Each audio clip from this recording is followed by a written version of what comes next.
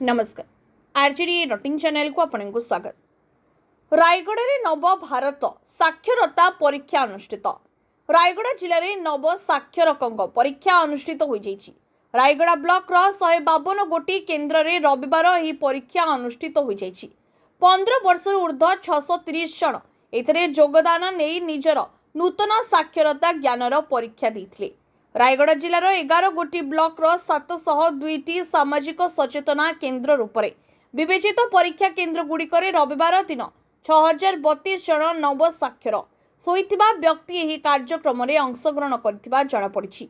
यार सफल रूपायन निमंते जिला शिक्षाधिकारी रामचंद्र नाहक, अतिरिक्त जिलापाल शिक्षाधिकारी भजन लाल माझी, गोष्ठी शिक्षाधिकारी सुदीप कुमार दास, सहकारी गोष्ठी शिक्षाधिकारी ओग्राही सबार छबिलाल सिंह, बलराम हुईका प्रमुख सठिक परिचालना तदंत निमंते विभिन्न केन्द्र परिदर्शन करथिले।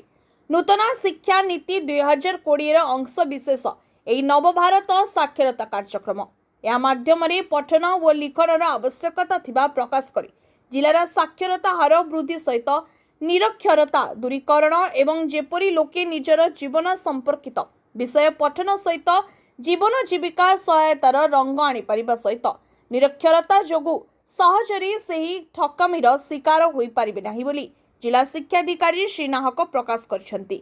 साक्षरता और संख्या ज्ञान सहित एकविंश शताब्दी रे नागरिकों निरक्षरता दूरीकरण एवं जीवन कौशल शिक्षार मौलिक उद्देश्य बोली गोष्ठी शिक्षाधिकारी सुदीप कुमार दास कहछंती।